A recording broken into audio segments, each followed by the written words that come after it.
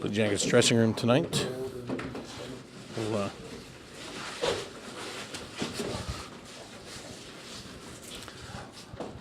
lot of guys heading out of here. So you can grab somebody here for just a second. Let them get their breath.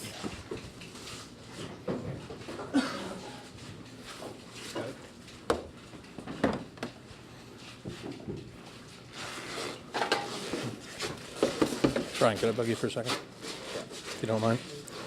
You guys had some, with Brian Gibbons right now, you guys had some great chances in this game. How frustrating is it that you had such good opportunities in the third, and whether it was a big save or, in your case, a bouncing puck that kind of didn't go where you wanted it to, that those just kind of escaped you tonight?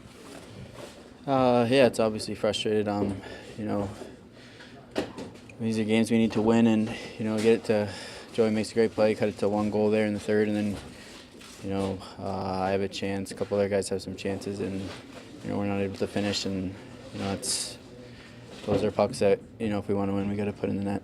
It's a frustrating team to play against, isn't it? The way they take away your time and space, and it's hard when you get down by 2. You could see how hard they were making it for you guys to climb back. Yeah, they're a well-coached team. They play their systems really well. Tough to get to the neutral zone against them, but I thought as the game went on, we did a better job adjusting, and we were able to make some plays coming through, and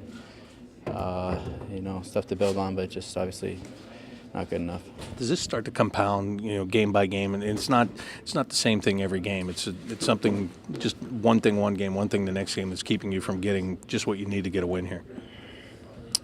Yeah, it's frustrating. Obviously, no one's happy in here. Everyone knows it's not good enough. Just to play good or whatever. We're at a point where we need to, win games and string some wins together, and you gotta, I guess learn from it. Just take it day by day. Tomorrow's a new day. Just gotta come in tomorrow and get better, and be ready for Friday.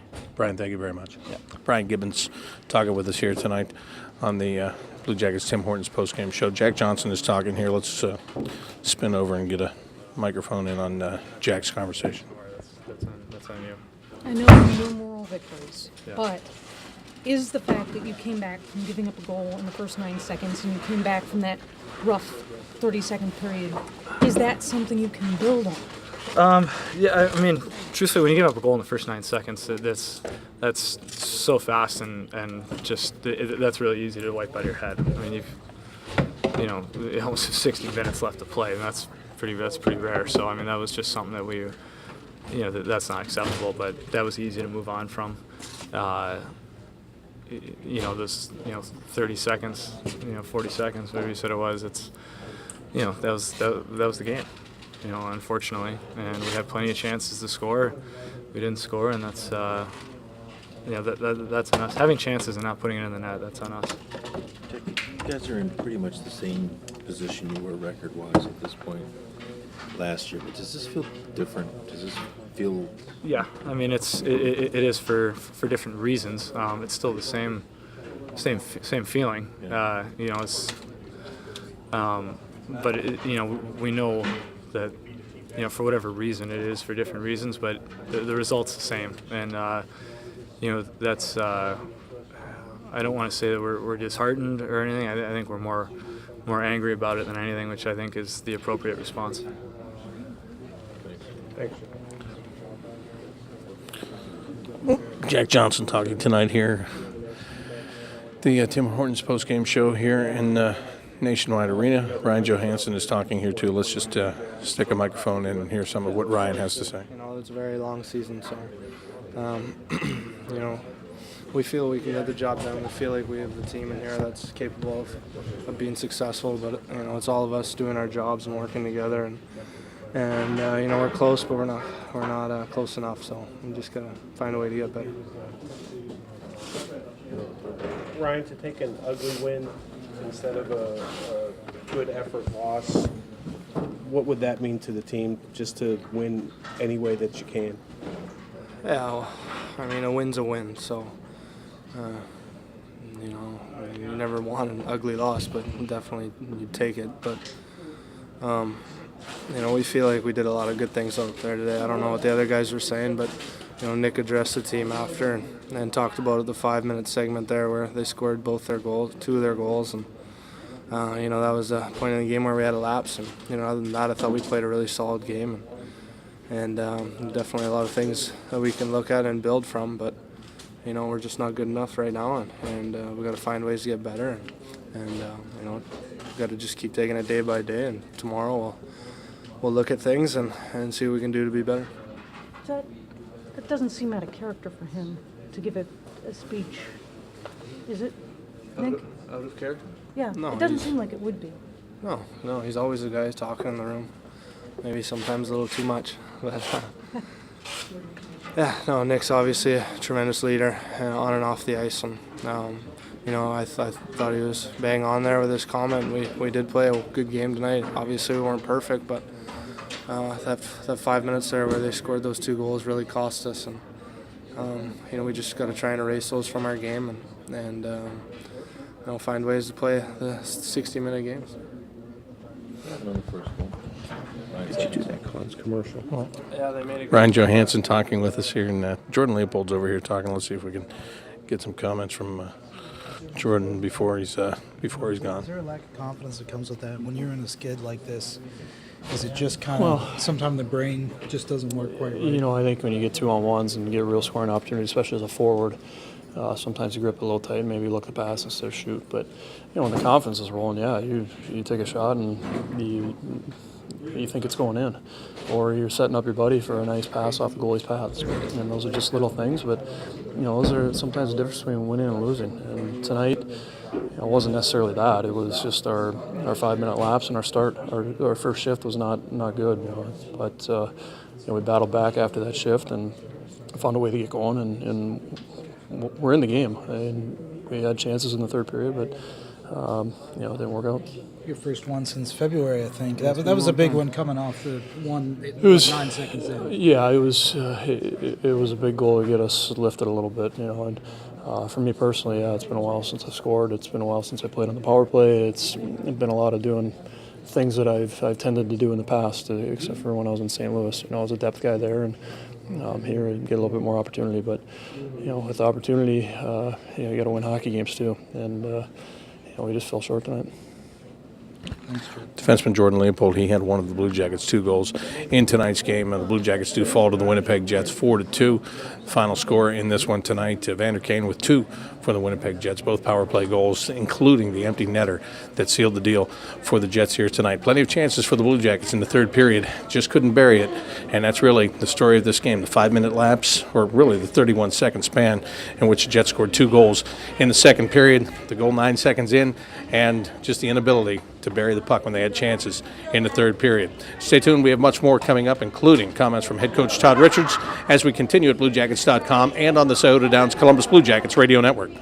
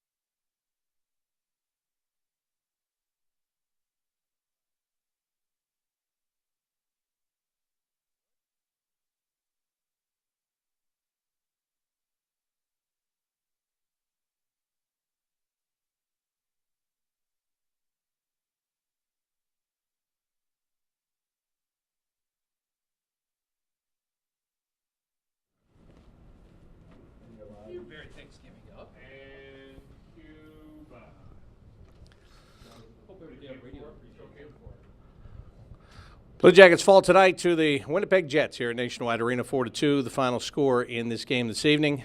And as I was saying, coming out of the dressing room just a few moments ago, the difference in this game for the Blue Jackets is the goal they give up 9 seconds into it, and then the 30-second span there in the second period where 2 goals are scored by the Winnipeg Jets. The Evander Kane goal on the power play is the one that, it turns out to be pretty much a deciding factor in this game. The Blue Jackets seemed to have everybody covered except for Evander Kane down low near the top of the crease. He was able to redirect the puck and get it behind Sergei Bobrovsky, and that makes all the difference here in this game. As the Blue Jackets, they rallied. I mean, they really pushed. They really came as hard as they could in the third period. They had some great opportunities, and Hutchinson, the goaltender, made some great saves. They got some puck luck down there too, and I mean, when you win big games as a goaltender, especially a young guy that doesn't always get the opportunity to make the start, you got to get some puck luck, and he did tonight, especially on the one where Artem Anisimov pulls the puck off the end boards, and the goaltender's out of position, and he looks like he's going to be able to turn and tuck it right into the net, and it kind of hit the heel of his stick, and then he pushed it into the near post instead of being able to get it around the goalie. And by the time he does that, the goaltender's diving from his right to his left, and he comes over and he makes that save. He covers it up, and that's the end of that play. So it was like that all night. Brian Gibbons, who I just talked to a few moments ago, had a chance in a 2-on-1. They get him a puck. It's kind of bouncing, a little bit of it's either a saucer pass over the defenseman's stick as he lays out to try to break up the pass, or it either hit the stick or it was a saucer pass over the stick. Anyway, it bounced on him as he redirected it. It misses the net wide to the left, and it just didn't go in. There were some other instances, and Jordan Leopold was just talking about this a few moments ago, the fact that especially in a 2-on-1 situation, when you have a lot of confidence, you just come cruising down there and you shoot the puck and you put it right on net. And when you don't have a lot of confidence, then sometimes you just you wind up not doing that, and you try to make a pass instead of taking a shot. If you're watching on BlueJackets.com, your screen blacked out for just a moment. That is the back of the one and only Jody Shelley, who has joined me here on the Tim Hortons postgame show. Just kind of wrapping this thing up, the Blue Jackets, they came hard in the third period, just couldn't finish. And whether it was a goaltender, whether it was a bounce, whatever the case may be, whether it was making a pass when maybe you should have taken a shot, that was a difference in this game tonight, wasn't it? Yeah, I think so. And you look at how the game was started, that didn't bother me. And I heard some of the comments about, the 9 seconds in. I like the way the Jackets responded. I was between the benches tonight, very lucky to be down there. And you could see the guys were like, really? We're not going to do this tonight. They responded. They did well on the power play. I thought that was really, things went well, I thought, most of the night. I enjoyed the game. It was back and forth.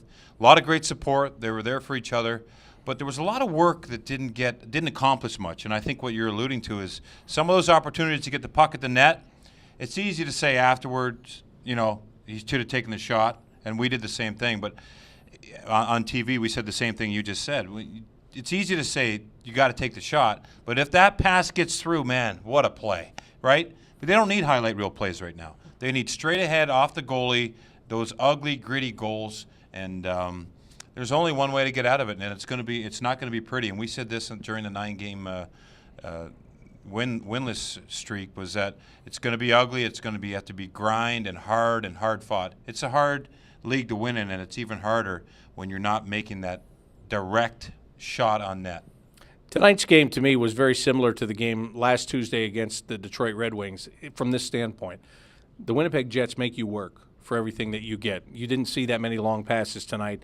They try to keep you short. They try to keep you compacted inside of your own zone. They're not afraid to throw 2 guys in there deep, are they, and forecheck you either? No, and you know what? Byfuglien is he's a defenseman, but when he's playing forward, he's one of the best power forwards in the league. And you can't move him. He's in front of the net on the power play. Plays defense sometimes on the point on the power play, first unit. He's all over the place, and that's one dimension of this team. I was very impressed with Winnipeg. I didn't know what they had, but they've got some good youth. They're well coached, very structured, and they do play a very up-tempo defensive game. They're in your face. They have a close gap. They don't let you build speed through the neutral zone and come at you. They're right there when you get the puck, and we saw that all night. I thought the Jackets did a good job adjusting at times, but they did work hard, Bob, but not hard together, not all on the same page all night, and that's what cost them in the end. When it did come down to crunch time, unlike the other night in Philadelphia, where where some of the best players were left sitting on the bench at the end of that game. Tonight, it was the best players that were on the ice. Ryan Johansson's line was clicking there near the end, and Boone Jenner's line was playing very well too. The only thing that bothered me, we were talking about the passing, and I think that there was at least one time where the Johansson-Foligno-Hartnell line got guilty of trying to make that highlight film pass. They tried to pass it between the three of them, and they didn't even wind up with a shot on net. But other than that, I mean, they were really pushing at the end. Johansson scores a second goal, and I really like Boone Jenner at center tonight. Yeah, that line played well with Skilly and Calvert. And I thought they drove the engine towards the end of the game. They had a good, hard-working shift along the boards, and then it was Johansson, Foligno that came out with Hartnell, and they cashed in on the goal, Ryan Johansson around the net.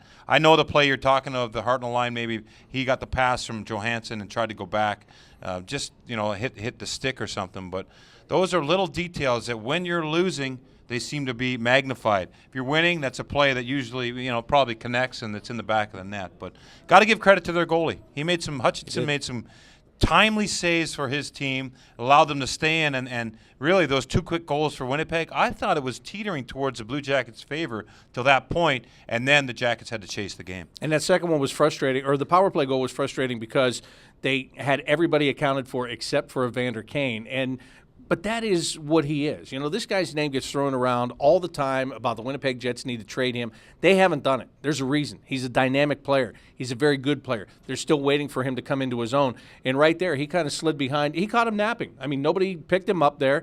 And as Jordan Leopold drops down on one knee to try to block the pass, he doesn't get the pass blocked, and then all of a sudden everybody else is late getting over there. That's a tough guy to leave open there, but that's the kind of things he does. Yeah, and that's a hard area. In front of the goalie, usually you get a lot of attention from the goalie and the defenseman. Byfuglien made a beautiful pass to him, and he was in there for that whole shift. He's right in front of that net, so I didn't know that about him either. He gets to those dangerous areas. I knew he had speed, but to get in there and find that puck in those tight areas, that was a nice goal.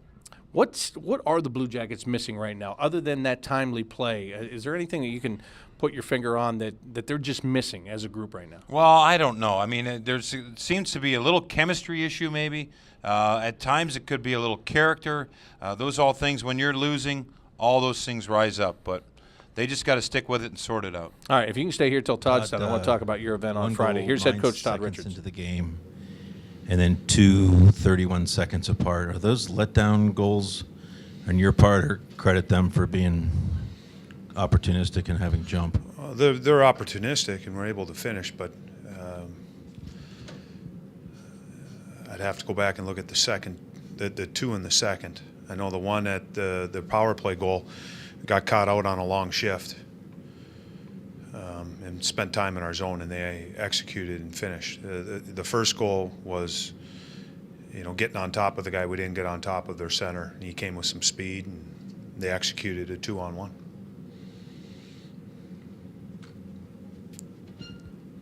Todd, you mentioned this morning you were looking for somebody to drive this bus. Did you sense that you had, you talk about too many passengers a lot, but there were some opportunities maybe missed or passed along where you would rather have seen the guy with the opportunity maybe take it?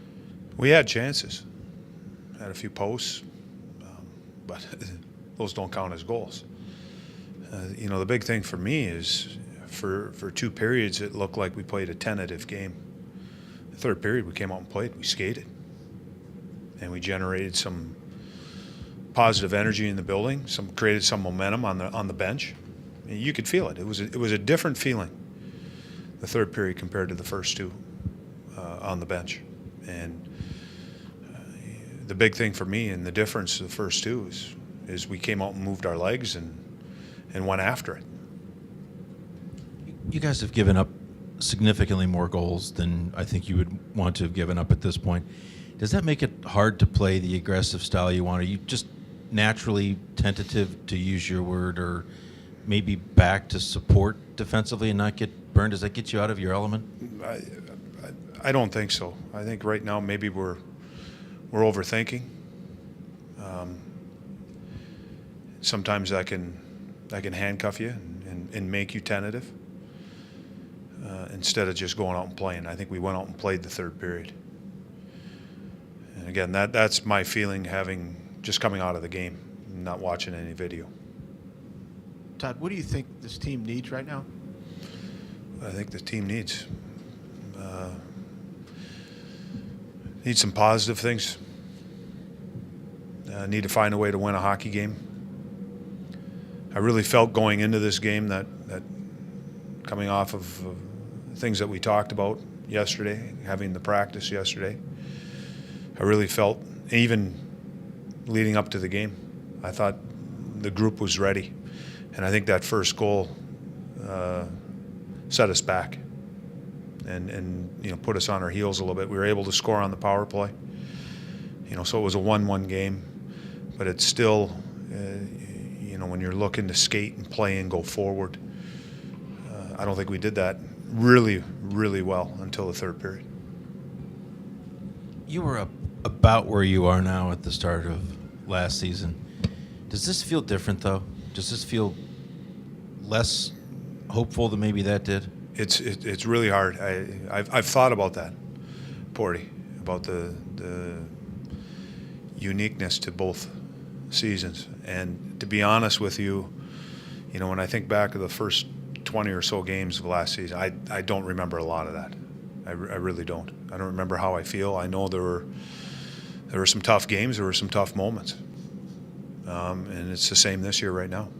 But it's tough for me to compare and say it's similar or dissimilar. Todd, do you know what it is that enabled your guys to flip the switch and play less tentative in the third? If I knew what the switch was, I would flip the switch earlier. And again, that's part of the solution and what we have to try to figure out. Is it a lack of confidence right now? Maybe having your guys play is less than the sum of their parts, if you know what I mean?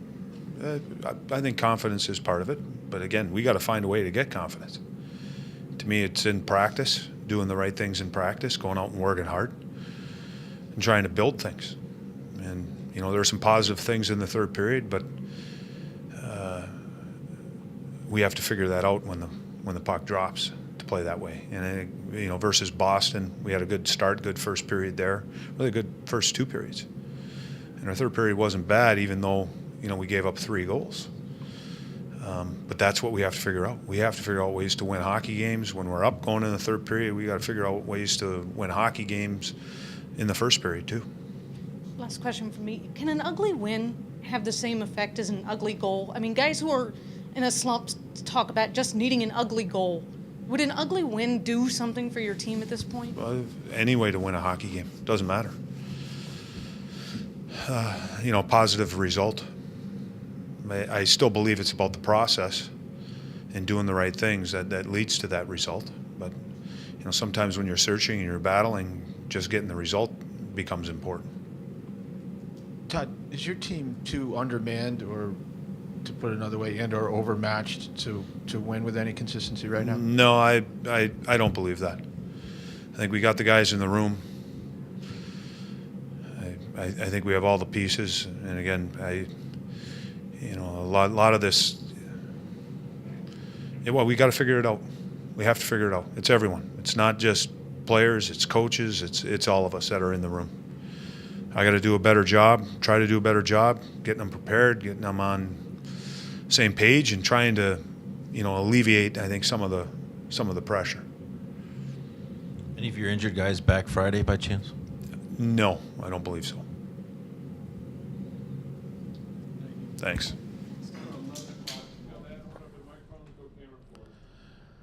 So head coach Todd Richards talking about this game tonight. When you listen to him talk about needing to do other things to help alleviate that pressure, you've been in that room. You've been a player in situations where things aren't going as well. Is it more on the players, more on the coach, equal? What do you It's more on the players. You can't blame the coach. I mean, he's been preparing these guys to go out and execute his game plan, and they're not doing it. He knows he's studied the opposition, studied their power play, studied everything that they do, how they do it, where their weak points are, and laid it on the table. And then the guys aren't going out and doing it. And it's so hard to be in the room right now as the players. They had so much fun last year, going to the rink, having fun, winning. Couldn't wait to get in there. Now, these are dark days. They just want to get a win, get that feeling back. They want to do it for themselves, the fans, the organization. And it's frustrating.